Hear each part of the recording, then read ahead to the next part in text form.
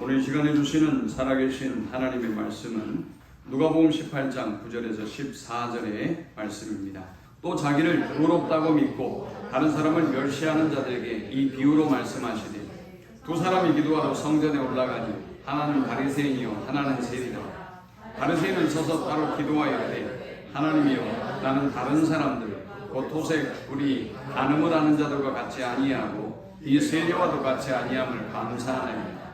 나는 일에 2번씩 금식하고 또 소득에 11조를 드리나이다 하고 세리는 멀리 서서 감히 눈을 들어 하늘을 쳐다보지도 못하고 다만 가슴을 치며 이르되 하나님이여 불쌍히 여기소서 나는 죄인이로소이다 하였느니라.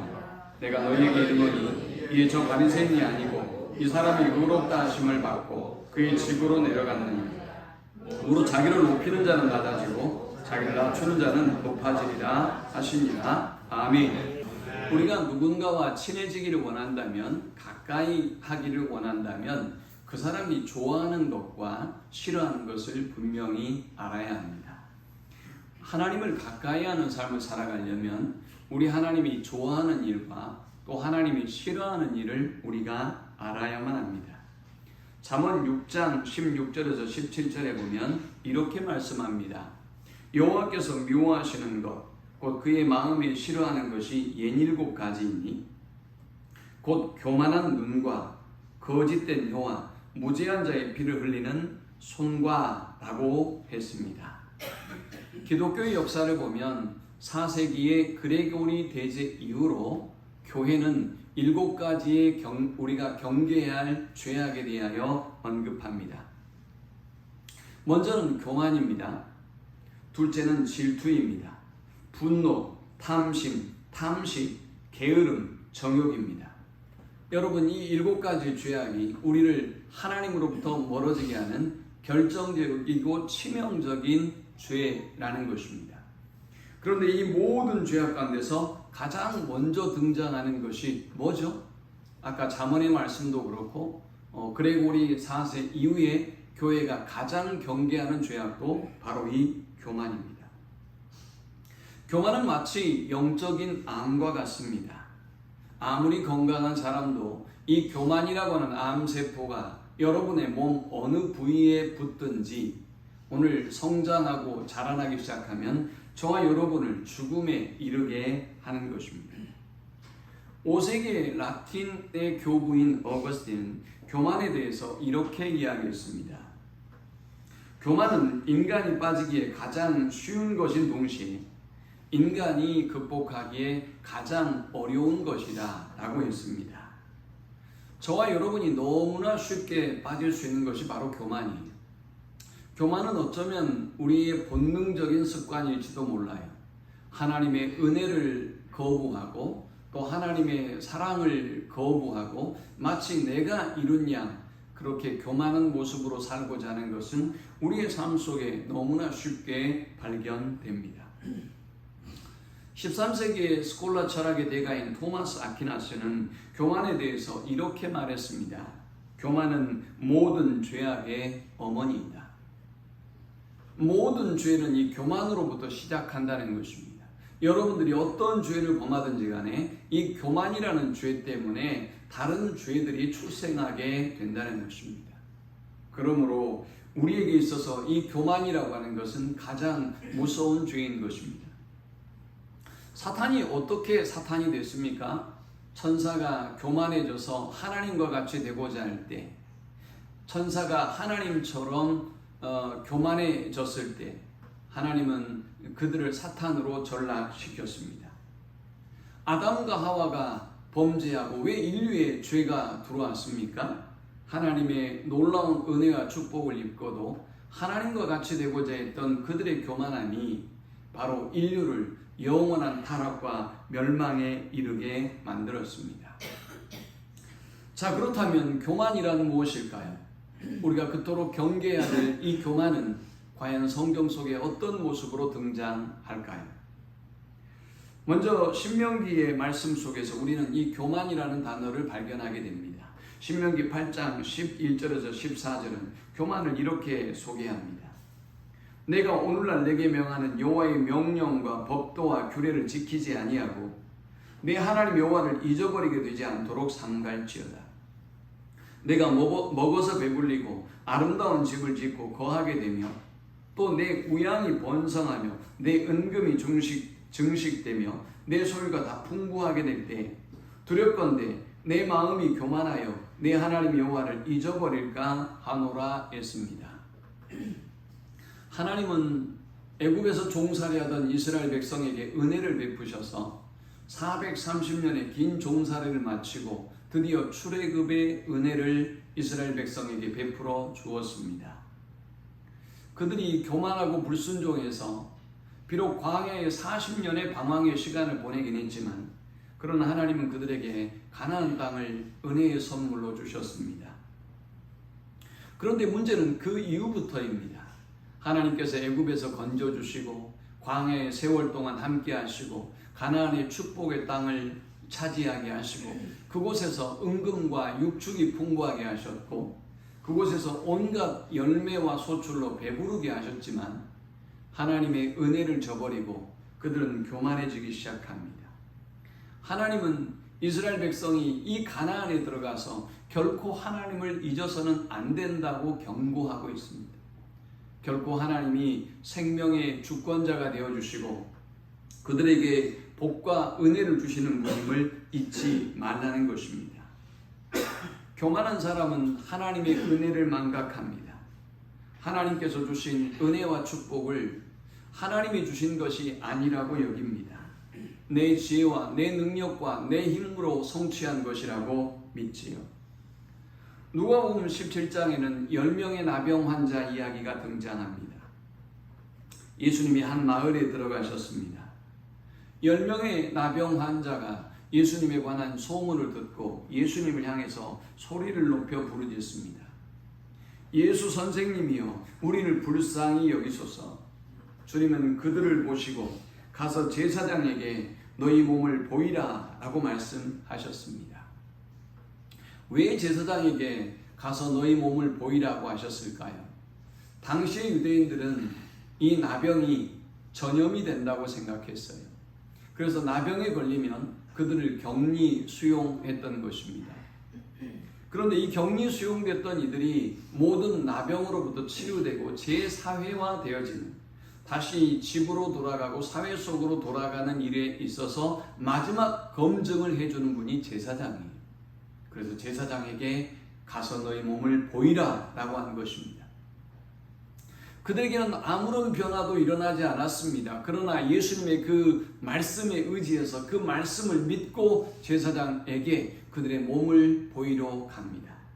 그런데 놀라운 기적이 그들 가운데 임했어요.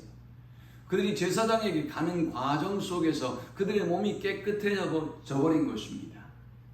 그리고 9명의 문둥병 환자는 자기의 길로 행했고 단 한 명의 나병 환자만 예수님께 돌아옵니다. 그는 이방인이었습니다. 예수님이 그에게 묻습니다. 예수께서 대답하여 이르시되 10사람이 다 깨끗함을 받지 아니하였느냐? 그 9은 어디 있느냐? 이 이방인 외에는 하나님께 영광을 돌리러 온 자가 없느냐 하시고 그에게 이르시되 일어나 가라 내 믿음이 너를 구원하였느니라 하시더라 라고 했습니다. 여러분, 교만은 다른 것이 아니라 이렇게 하나님의 은혜를 저버리는 것입니다. 하나님의 은혜를 망각하는 것입니다. 하나님이 오늘 우리에게 생명을 주시고 건강을 주시고 직장을 주시고 평안을 주시고 우리를 붙잡아 주셨음에도 불구하고 여러분의 지혜와 노력으로 이룬 것이라고 생각하는 것, 바로 그것이 우리가 경계해야 될 가장 위험한 죄악인 교만인 것입니다. 두 번째, 교만은 무엇일까요? 교만은 하나님의 말씀을 거스리고 불순종한 것이 교만입니다. 사무엘상 15장에 보면 하나님은 이 사울이 겸손한 그런 사람이었을 때 그를 높이셔서 이스라엘의 일대 왕으로 삼으셨다라고 말씀합니다. 사무엘이 가로되 왕이 스스로 작게 여길 그때 이스라엘 지파의 머리가 되지 아니하셨나이까? 여호와께서 왕에게 기름을 부어 이스라엘 왕을 삼으시고 또 왕을 길로 보내시며 이르시기를 가서 주인 아말렉 사람을 진멸하되 다 없어지기까지 치라 하였거늘 어찌하여 왕이 여호와의 목소리를 청종치 아니하고 탈취하기만 급하여 여호와의 악하게 여기시는 것을 행하였나이까 했습니다. 사울은 겸손한 사람이었습니다. 하나님은 그런 사울을 기뻐하시고 사울이 스스로 작게 여길 겸손할 그때 그를 높여서 이스라엘의 영광스러운 일대 왕으로 그를 세우셨습니다. 그러나 왕이 되고 20여 년의 통치의 기간 동안 사울은 점점 더 교만해지기 시작했습니다. 하나님이 말씀하신 대로 아말렉을 진멸하지 않습니다. 자신의 욕심에 급급해서 탈취물을 스스로 취하는 죄악을 범합니다. 이방인과 전쟁을 앞에 두고 하나님 앞에 제사를 먼저 드리고 전쟁에 참전해야 함에도 불구하고 사울 왕은 늦어지는 사무엘을 기다리다가 스스로 사무엘 선지자의 일을 대신해서 자기가 제사를 드려버립니다. 그때 주님이 유명한 말씀을 하셨습니다. 사무엘이 가로되 여호와께서 번제와 다른 제사를 그 목소리에 순종하는 것을 좋아하심같이 좋아하시겠나이까? 순종이 제사보다 낫고 듣는 것이 수양의 기름보다 나으니 이는 거역하는 것은 사술의 죄와 같고 완고한 것은 사신 우상에게 절하는 죄와 같음이라. 왕이 여호와의 말씀을 버렸으므로 여호와께서 왕을 버려 왕이 되지 못하게 하셨나이다 했습니다. 불순종은 우상 숭배와 같습니다. 불순종은 선택이 아닙니다. 해도 되고 하지 않아도 되는 이런 것이 하나님의 말씀이 아니에요. 하나님의 말씀 앞에 사람이 교만해지면 하나님의 말씀을 귀 기울여 듣지 않습니다. 하나님의 말씀의 권위를 인정하지 않습니다. 하나님의 말씀에 내 생각을 추가하기도 하고 하나님의 말씀을 약화하기도 합니다. 그리고 내 뜻대로 내 마음대로 행합니다. 교만이란 바로 불순종이 교만인 것입니다. 세 번째, 교만은 하나님의 영광을 자기가 취하는 것이 교만입니다. 시편 29편 2절에는 말씀합니다. 여호와께 그의 이름에 합당한 영광을 돌리며 거룩한 옷을 입고 여호와께 예배할지어다. 교만이란 하나님의 이름에 하나님이 행하신 일에 합당한 영광을 돌리지 않는 것입니다. 역대상 16장 29절에는 여호와 이름에 합당한 영광을 그에게 돌릴지어다. 제물을 들고 그 앞에 들어갈지어다. 아름답고 거룩한 것으로 여호와께 경배할지어다 했습니다. 여호와께 합당한 영광을 돌리는 것, 그것이 겸손이지요. 그것이 하나님이 기뻐 받으시는 예배인 것입니다. 그런데 하나님의 이름에 합당하지 않은, 하나님이 행하신 일에 하나님의 영광에 합당하지 않는 대접과 또 취급을 한다면 그것이 바로 교만인 것입니다. 시편 75편 4절에는 말씀합니다. 내가 오만한 자더러 오만히 행치 말라 하며 행악자더러 뿔을 들지 말라 하였노니 너희 뿔을 높이 들지 말며 교만한 목으로 말하지 말지어다. 대저 높이는 일이 동에서나 서에서 말미암지 아니하며 남에서도 말미암지 아니하고 오직 재판장이신 하나님이 이를 낮추시고 저를 높이시느니라 했습니다. 높이고 낮추시는 분은 하나님입니다. 이 땅을 통치하시는 분도 하나님이시고 저와 여러분에게 생명을 주시는 분도 하나님이시고 오늘 일기를 주장하시고 또 주관하시는 분도 우리 하나님이라는 사실을 우리 잊지 말아야 하는 것입니다. 예레미야 13장 15절에는 말씀합니다. 너희는 들을지어다 귀를 기울일지어다 교만하지 말지어다. 여호와께서 이같이 말씀하시느니라. 그가 흑암을 일으키시기 전 너희 발이 흑암한 산에 거치기 전 너희 바라는 빛이 사망의 그늘로 변하여 침침한 흑암이 되게 하시기 전에 너희 하나님 여호와께 영광을 돌리라. 너희가 이를 듣지 아니하면 나의 심령이 너희 교만을 인하여 은근히 곡할 것이며 여호와의 양무리가 사로잡힘을 인하여 눈물을 흘려 통곡하리라 했습니다. 모든 영광을 하나님께 돌리라는 것입니다. 하나님이 행하신 일에 합당한 영광을 돌려야 한다는 것입니다. 교만은 분노를 낳습니다. 교만은 탐심을 낳습니다. 교만은 모든 죄의 원천이 되는 것입니다. 자, 그렇다면 우리는 어떤 예배자가 되어야 할까요?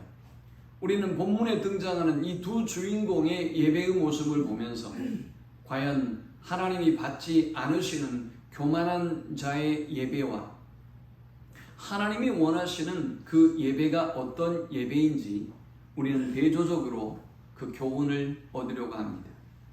먼저 우리가 살펴볼 사람은 자기도취에 빠진 자기중심의 사람 바리새인입니다. 자, 그가 보여주는 교만의 죄는 어떤 죄일까요? 먼저 그의 첫 번째 교만의 죄는 자기중심의 죄입니다. 교만은 극단적인 자기중심의 죄악입니다. 자기가 기준인 것입니다. 오늘 본문 9절에 또 자기를 의롭다고 믿고 다른 사람을 멸시하는 자들에게 이 비유로 말씀하시되 했습니다. 이 사람은 자기가 기준입니다. 자기가 중심이에요. 하나님 앞에 서지 않았습니다. 그리고 자신을 의롭다고 여깁니다. 교만은 이렇게 자기중심의 극단적인 죄악의 모습을 보여주는 것입니다. 여러분 중에 키가 크신 분도 있고 키가 작은 분도 있어요. 우리 백환용 집사님은 저보다는 아마 키가 작으실 거예요. 저분은 저를 보면서 야, 우리 목사님 키가 정말 커 라고 하실 거예요. 우리 목사님 키가 커 라고 하실 거예요. 그러나 저는 큰 키가 아닙니다. 그건 집사님의 기준일 뿐이에요. 저는 박준홍 장로님에 비교해보면 작아요. 요즘 사람들이 비교해보면 평균에도 도달하지 못하는 키입니다. 기준이 중요합니다. 여러분, 예배자로 하나님의 성전에 올라온 사람들은 여러분의 기준을 여러분 자신에게 두면 안 되는 것입니다. 그런데 이 어리석은 사람은 자기중심의 극단적인 죄악에 빠져 있습니다. 두 번째, 그의 죄는 어떤 죄일까요? 두 번째, 그의 교만의 죄는 자신을 드러내고 높임을 받기를 원하는 죄입니다. 교만은 이웃과 나를 구별합니다. 자기를 기준에 두고 그리고 이웃과 나를 구별합니다. 그리고 그릇된 우월감에 빠지는 것입니다. 우리 박 장로님이 저보다 훨씬 키는 크죠. 그러나 저보다 큰 분도 많아요. 그런데 저분은 저를 보면서 잘못된 우월감에 빠져요. 우리 목사님이 비교해보면 내가 훨씬 크지. 우리 시장님이 비교해보면 내가 정말 큰 키야 라고 생각하고 살아갈지 몰라요. 오늘 본문에 등장하는 이 바리새인은 세상이 존경하는 사람이에요. 오늘 세상이 원하는 그리스도인 이 바리새인, 바로 이 사람이에요. 이 사람은 일주일에 2번이나 금식해요. 소득의 11조를 온전히 구별해 드려요.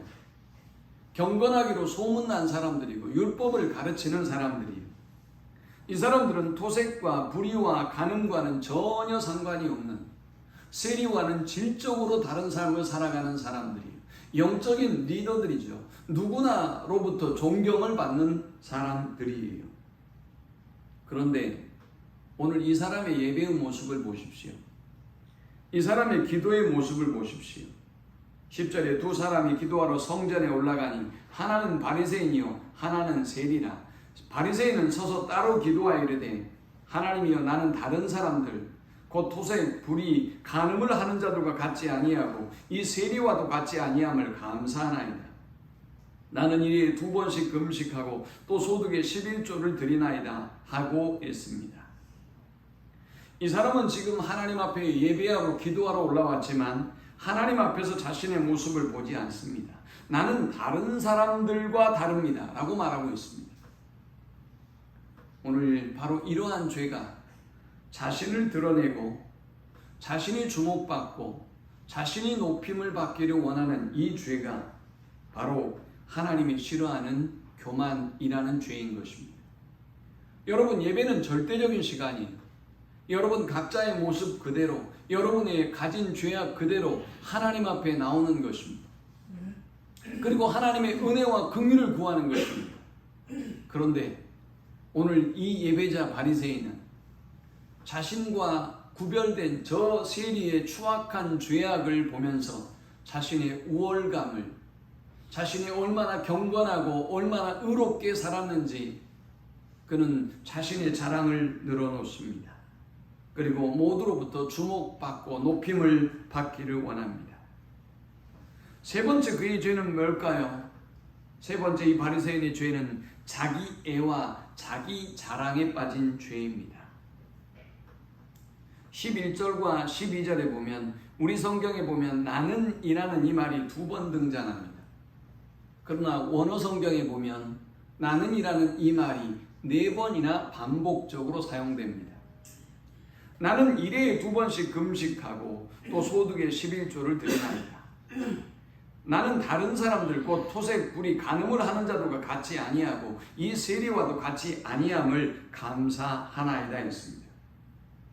그는 지금 심각한 자기애에 빠져 있습니다. 심각한 자기 자랑에 빠져 있는 것입니다. 예배는 자기를 자랑하고 자기를 높이는 시간이 아니에요. 예배는 자기를 드러내고 자기가 모두로부터 경배를 받고 존경을 받는 시간이 아니에요. 그러나 이 어리석은 바리새인은 자신이 기준이고 자신이 중심이며 자신보다 못한 사람들의 자신을 비교해서 자기가 얼마나 대단한 사람인지, 얼마나 높임을 받아야 될 만한 경건한 사람인지 그렇게 인정받기를 원했어요. 그것이 바로 교만의 죄인 것입니다. 우리는 반대로 하나님이 기뻐하는, 하나님의 은혜가 필요한 세리를 살펴보려고 합니다. 14절에 보면 내가 너희에게 이르노니 이에 저 바리새인이 아니고 이 사람이 의롭다 하심을 받고 그의 집으로 내려갔느니라. 무릇 자기를 높이는 자는 낮아지고 자기를 낮추는 자는 높아지리라 하시니라 했습니다. 하나님은 놀랍게도 세상에서 존경받고 인정받는 사람인 바리새인을 높이는 것이 아닙니다. 하나님은 오히려 많은 돈을 써서 세리가 되었고 민족에게 잔혹하게 세금을 걷어서 로마에게 세금을 납부하고 그리고 자신의 개인적인 부를 획득하는 이 세리, 이 더러운 민족으로부터도 로마인들로부터도 인정을 받지 못했던 이 세리를 향해서 오히려 주님은 의인이라고 칭하셨고 주님은 그를 높여주셨습니다. 자, 그가 도대체 어떤 사람이었기 때문일까요? 그는 한마디로 하나님의 은혜가 필요한 사람이었기 때문에 그렇습니다. 하나님 앞에 여러분이 아무리 경건하고 의롭고 바르게 살았다 할지라도 하나님의 은혜와 도움을 구하지 않는 예배자는 하나님이 기뻐하는 예배자가 아닌 것입니다. 그런데 오늘 세리를 쫓아가 봅시다. 13절에 이렇게 고백합니다. 세리는 멀리 서서 감히 눈을 들어 하늘을 쳐다보지도 못하고 다만 가슴을 치며 이르되 하나님이여 불쌍히 여기소서 나는 죄인이로소이다 하였느니라 했습니다. 그는 지금 하나님 앞에 서 있습니다. 그는 지금 하나님 앞에서 자신을 보고 있습니다. 그는 그래서 하늘을 쳐다볼 수도 없는 것입니다. 온전한 예배자는 하나님을 보는 예배자예요. 저를 보는 예배자가 아니에요. 여러분 자신을 보는 예배자가 아니에요. 우리 중에 경건한 어떤 사람을 바라보는 자가 하나님이 기뻐하는 예배자가 아니에요. 하나님이 의롭다고 칭찬해 주시는 예배자가 아니에요.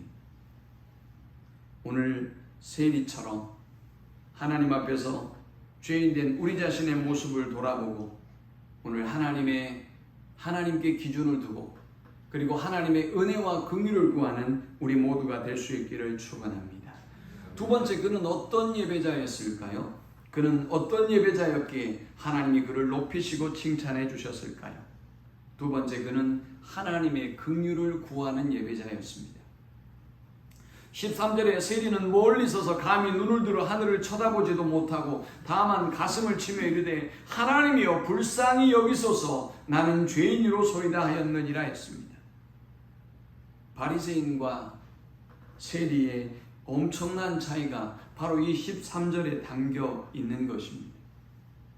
바리새인은 스스로 잘못된 기준에 빠져서 스스로 자기 자신에 대해서 바른 이해를 하지 못했고 세리는 하나님 앞에 자신을 보았기에 자신이 죄인이며 하나님의 은혜와 긍휼이 아니면 설 수 없는 자라는 고백을 하고 하나님의 긍휼을 구합니다.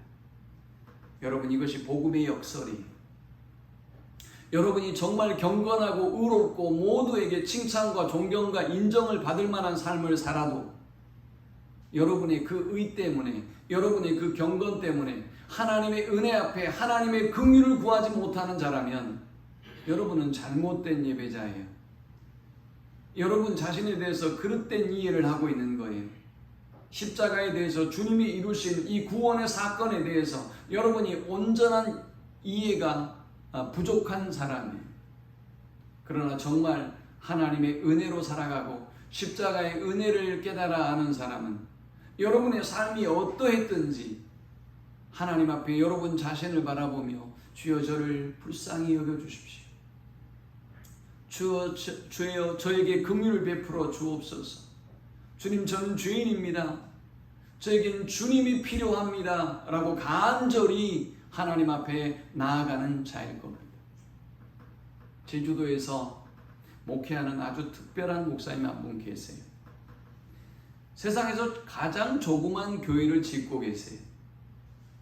그런데 이분이 여러 곳에 이 교회를 짓고 있습니다. 처음엔 제가 이분이 왜 그런 교회를 짓는지를 몰랐어요. 그곳에 많은 분들이 와서 은혜를 받습니다. 그곳에서 결혼식을 하기도 합니다. 그분은 세상에 이렇게 큰 교회들, 영광을 차지하고 있는 큰 교회들에 비교해서 주님은 이렇게 작은 교회를 기뻐하시고 주님은 이 작은 교회를 통해서 다시 우리가 하나님의 벅찬 은혜와 사랑을 누리기를 원한다는 마음으로 작은 교회들을 짓습니다. 긍정적인 효과도 분명히 있는 것 같아요. 그런데 그분의 글을 보면 온통 독설이, 기존의 교회와 목사님과 성도들에 대한 비난과 공격이 가득해요. 저는 묻고 싶습니다. 그 교회 왜 짓는 것일까요? 복음을 전할까요? 제가 보기에 복음을 전하진 않아요. 열심히 토목만 하고 있어요. 강화도에도 토목하고 있고요. 여기도 토목하고 있고요. 저기도 토목하고 있고요. 수많은 작은 교회들을 지어요. 그리고 그 교회를 통해서 다른 교회를, 다른 하나님의 종들을, 그리고 하나님의 교회를 오히려 공격하고 비난한다면 그것이 하나님이 기뻐하는 교회의 모습일까요? 그분이 오늘 이런 글을 썼어요. 하나님 앞에 하나님의 은혜에 감사하고 예배해야 한다고 그렇게 주장하는 예배자들이요, 당신들은 예배가 무엇인지 바르게 이해합니다 라는 글을 썼어요. 그러면서 우리가 잘 아는 이사야의 말씀을 썼어요. 우리가 하나님 앞에 예배하면서 사랑과 은혜와 긍휼을 세상 가운데 흘려보내지 아니한다면 하나님은 이 예배를 기뻐하지 않는다는 말씀이에요. 여러분 과연 그럴까요? 그래서 여러분의 예배가 삶이 있어야만 온전한 예배가 된다는 거예요.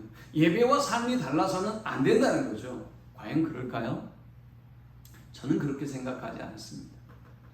성경의 예배에 대해서 영어로 두 가지 개념으로 설명하죠. 첫 번째는 워십이에요. 하나님 앞에 엎드려 경배하고 절하는 것이지요. 뭘 워십하는 거예요?